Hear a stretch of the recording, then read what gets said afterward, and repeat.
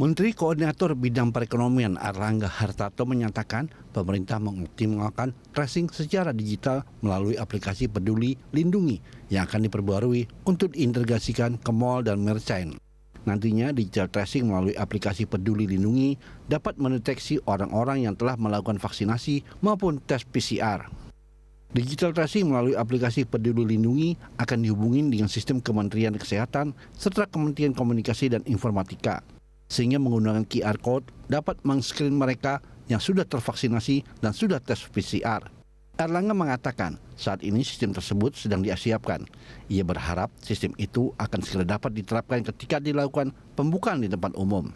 Terkait dengan tracing, ini akan mengoptimalkan digital tracing, yaitu sistem aplikasi Peduli Lindungi. Nah, ini akan di-upgrade untuk diintegrasikan untuk melakukan screening di mall ataupun di merchant, karena ini akan dihubungkan dengan sistem di Kementerian Kesehatan dan Kominfo, sehingga menggunakan QR Code bisa men-screen mereka yang sudah tervaksinasi dan juga yang sudah dites PCR. Nah, ini diharapkan pada saat nanti akan ada pembukaan di tempat-tempat umum, diharapkan program Peduli Lindungi ini bisa go live, bisa disiapkan. Sebelumnya, situs peduli.id cek sertifikat vaksin jadi salah satu syarat yang wajib dipenuhi oleh warga yang ingin bepergian di masa PPKM. Selain hasil negatif swab PCR bagi pelaku moda transportasi udara dan antigen bagi transportasi lainnya. Apabila sudah melakukan vaksinasi, dosis pertama atau kedua, sertifikat vaksin secara otomatis akan tersedia di peduli.id. Tim Liputan, Berita 1. Pemirsa, pemerintah tengah menyiapkan sistem tracing digital melalui aplikasi Peduli Lindungi. Dengan sistem itu, seseorang yang sudah divaksin ataupun bebas dari virus corona menurut hasil tes PCR dapat diketahui melalui QR Code. Aplikasi Peduli Lindungi akan dihubungkan dengan sistem di Kementerian Kesehatan serta Kementerian Komunikasi dan Informatika. Dan untuk membahasnya, kita telah terhubung dengan Menteri Komunikasi dan Informatika Republik Indonesia, Johnny Gerard Plate. Pak Menteri, Cok Kreba, apa kabar Pak? Kreba dia, kabar baik, Doni. Salam sehat. Salam sehat selalu Pak Joni. Pak Menteri, ini langkah penting dalam upaya kita untuk menanggulangi COVID-19 dengan Peduli Lindungi. Bagaimana Anda bisa menyampaikan ke masyarakat soal ini Pak? Iya, memang ya benar, Peduli Lindungi sekarang menjadi bagian penting ya dalam sistem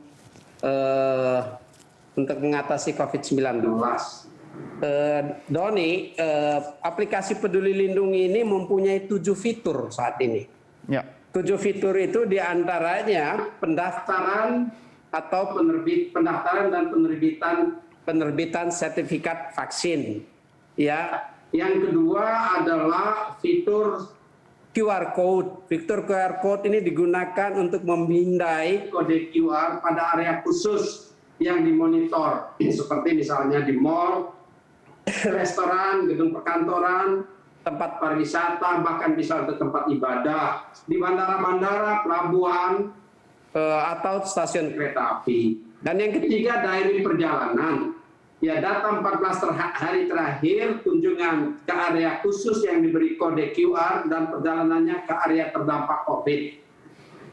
Yang keempat, paspor digital. Ya, fitur paspor digital ini terkait dengan riwayat pemeriksaan tes antigen dan PCR COVID dan surat keterangan vaksinasi. Yang kelima, zona resiko. Ya, zona resiko ini berbasis Bluetooth.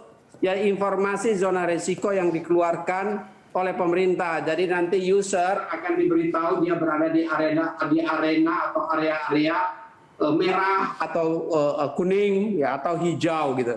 Lalu aplikasi ini juga tersedia aplikasi teledokter untuk pemeriksaan kesehatan mandiri dan konsultasi dokter. Dan Electronic Health Alert Card yang ketujuh ya, atau formulir pengisian e-hex sebagai persyaratan perjalanan udara di counter check-in di bandara untuk perjalanan udara. Nah, aplikasi ini menggunakan sistem Global Positioning System ya. yang digunakan untuk membantu petugas lapangan melalui aplikasi Silacak. Jadi tracing tracking itu dilakukan dalam dua bentuk. Yang pertama dalam bentuk fisik, ya, tracer dan tracking fisik. Panglima TNI sendiri sudah merekrut lebih dari 60.000 ya, personil ya untuk melakukan tracing tracking. Tapi kan tidak mungkin dengan jumlah penduduk jutaan ini kita lakukan secara fisik. Nah, untuk itulah hadir Peduli Lindungi yang membantu tracing dan tracking secara digital. Ya, Pak Menteri. Ini satu sistem yang sangat powerful dengan menggunakan global positioning system ya, yang sudah di-develop dari awal. Ini sudah lama, bukan baru, Don. Betul. Ya. Yang saat ini saya tentu harapkan masyarakat untuk segera mengunduh ya, untuk masuk baik melalui Apple Store atau melalui Play Store sehingga bisa menggunakannya. Total pengguna terdaftar saat ini baru 16,3 juta. Ya, kita harapkan justru digunakan secara besar-besaran. Saya sudah membuat payung hukum perlindungan data pribadinya, menerbitkan Permenkominfo, Ya. bekerja sama dalam SKB dengan menteri-menteri terkait termasuk dengan Menteri Kesehatan dalam rangka integrasi sistem, ya, dalam rangka sistem satu data COVID misalnya ya. Itu kita sekarang membutuhkan sekali untuk memanfaatkan teknologi digital untuk membantu ya agar terjadi percepatan dan akurasi dalam penanganan COVID-19. Ini tidak saja di Indonesia, ya di dunia. Saya di PBB misalnya itu sangat disarankan untuk memanfaatkan dan menggunakan teknologi digital agar kita lebih punya kemampuan dalam menangani pandemi COVID-19. Ya, Pak Menteri, ini kan kita fokus sekarang pada upaya untuk tracing ya Pak ya, atau pelacakan. Nah Pak Joni, ini sebenarnya Peduli Lindungi ini pemimpin utama atau admin utamanya itu ada di bawah Kominfo kah atau di kementerian lain? Karena ini kan menjadi satu platform di mana multi lembaga ya, multi sektor akan terintegrasi dalam platform ini Pak Menteri. Siapa yang akan menjamin akurasi data itu Pak? Ini sistem ini ada di bawah Kominfo. Iya. Payung-payung hukum dan tata kelolanya ada di bawah Kominfo. Secara teknis ya itu Kominfo bekerja sama dengan PT Telkom ya untuk melaksanakan operasi teknisnya. Jadi tetapi penggunanya itu bersama-sama dengan Satgas COVID-19 dan Kementerian Kesehatan.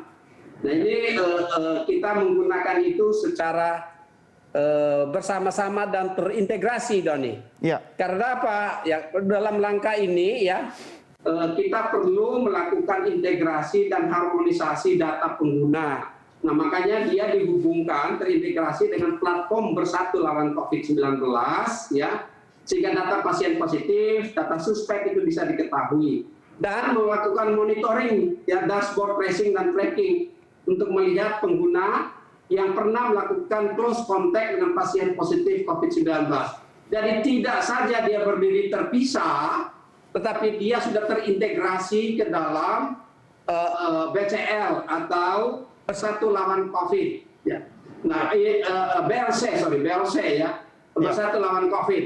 Nah itu satu aplikasi besar yang diintegrasikan. Nah di situ semua sudah terhubung dengan apa? Dengan sistem dan aplikasi yang ada di Depkes dan sistem dan aplikasi yang ada di Kementerian di Satgas BNPB, Satgas COVID ya. Data-datanya pun ya sudah dikerjasamakan di dalam satu payung hukum dan kolaborasi bersama Ditjen Dukcapil sehingga akses dan akurasi data itu bisa dipertanggungjawabkan. Ya, Pak Menteri, ini kan kalau saya mengutip data yang Pak Menteri tadi sampaikan, kurang lebih 16 juta pengguna kita sekarang ini. Sebenarnya kan untuk mengunduhnya kan sangat mudah bagi masyarakat kita. Masa masih kalah Pak dengan pengguna TikTok yang sudah 30-an juta Pak Menteri? Kendalanya di mana? Itu dia ya, yang jenis aplikasi-aplikasi yang dedicated ya untuk COVID di dunia ini, Peduli Lindungi inilah yang paling gede justru orang yang menggunakan di dunia. Iya. Ya. Nah, karenanya kita harus terus mendorong kepada masyarakat kita karena aplikasi ini kan sangat powerful dan disiapkan khusus ya untuk kita, dan ini diakui nih sistemnya. Nah, untuk itu kita harapkan agar masyarakat mengunduh aplikasi ini di Google Play Store ya, maupun di App Store ya, di App Store dan di Play Store. Kita baru bisa menggunakannya kalau kita mengunduh itu ya, kita masuk di situ, dan itu secara gratis, Doni. Iya. Nah, saat ini baru 16,2 juta. Dari 16,2 juta itu sebetulnya tambahan lebih dari 50%-nya, ya sekitar 8 juta, yaitu di minggu-minggu terakhir ini. Nah, di situ memberikan gambaran bahwa di minggu-minggu terakhir ini ada perhatian yang serius dari masyarakat untuk mengunggah Peduli Lindungi dan memanfaatkan Peduli Lindungi. Saya tentu berharap ya kita semua segera ya untuk download sistem ini di smartphone kita masing-masing. Ini sangat penting membantu kita dalam menangani pandemi COVID-19 ya. Dengan sistem Bluetooth-nya kita itu diingatkan kita berada di area merah, area berbahaya, untuk segera meninggalkan area itu. Ya, vaksinasi kita, dokumen-dokumen sertifikat ada di situ. Nanti ya pada saat ini sedang kita lakukan uji coba di 1.000 lokasi di Bali ya, untuk memanfaatkan di mal, tempat wisata dan seterusnya itu, di gedung-gedung, di hotel-hotel. Nanti dengan QR code ya, maka kita bisa kemana-mana dimudahkan. Ya. Misalnya ke mall, di mall itu sudah kerjasamanya sudah ada, nanti sekarang ini sedang dibicarakan. Maka setiap kali kita mau ke mall, kita bisa tahu mallnya sudah over capacity apa tidak, atau di restoran mana kita boleh datang atau tidak bisa datang lagi karena sudah penuh sesuai dengan syarat-syarat leveling PPKM-nya. Yeah. Jadi ini sangat penting dan sangat membantu kita. Nah, mudah-mudahan segera setelah nanti uji coba pilot project di Bali, ya ada 1.000 uji cobanya, kalau itu selesai dan ini ditetapkan digunakan secara nasional, maka Peduli Lindungi ini akan menjangkau kawasan nasional kita, mulai dari pintu-pintu gerbang masuk Indonesia, bandara-bandara ya, sampai kepada mall, hotel, gedung-gedung ya, itu semuanya terdata dan akan membantu kita, memudahkan sekali ya, akan memudahkan sekali juga. Ini berguna bagi petugas kesehatan ya, petugas yang berkaitan dengan COVID-19 ini akan dimudahkan karena dia akan membantu pendataan yang lebih akurat. Ya, baik. Pak Menteri, ini kalau bicara soal tracing ya, saya juga berharap tentunya masyarakat mengikuti anjuran Anda untuk segera mengunduh aplikasi Peduli Lindungi ini. Saya sudah menggunakannya, Pak. Tapi bagi pemerintah sendiri, khususnya Kominfo, ketika data itu kemudian sudah masuk, mengolahnya dan kemudian men-share-nya kepada pemangku kepentingan dalam upaya tracing COVID-19 sendiri, bagaimana dalam hal teknis ini, Pak, bisa membantu penyebaran COVID-19? Kalau secara teknis, Don, ini kan menggunakan cloud computing. Iya. Ya. Ini menggunakan cloud computing dan datanya dia ada di government cloud, ya. Dan ini menggunakan big data dan artificial intelligence. Jadi itu akan akurat. Yang penting adalah data-data itu mendapat perlindungan enggak. Secara hukum, payung hukumnya ada. Data-data pribadi, ya karena itu bersifat sangat khusus, ada perlindungan payung hukumnya. Yeah. Yang kedua tentu bersama-sama dengan BSSN ya kita menjaga teknologi security-nya sehingga jangan sampai nanti ada orang-orang iseng yang berusaha menerobos dan mengacaukannya. Yeah. Dari dua hal itu kita jaga secara teknis dan teknologi security yang baik, dan yang kedua payung hukum untuk pelindungan terhadap data pribadi pengguna aplikasi Peduli Lindungi. Ya, itu harapan kita bersama. Ya, ini Peduli Lindungi ini sedang dilakukan pembicaraan dengan Dukcapil agar akses datanya akurat dengan Dukcapil. Oh ya, nah ini yang kita tunggu nih Pak Joni. Kapan masyarakat sudah siap menggunakan secara optimal aplikasi Peduli Lindungi ini, kaitannya juga dengan upaya tracing ini Pak Joni? Kalau Peduli Lindungi sudah bisa digunakan sekarang untuk fitur-fitur tertentu. Ya. Ya, misalnya tadi fitur vaksin. Fitur vaksin itu sudah bisa, ya. Begitu juga QR code sebagiannya sudah bisa dipakai di bandara-bandara karena ini kerjasama dengan pihak otoritas bandara.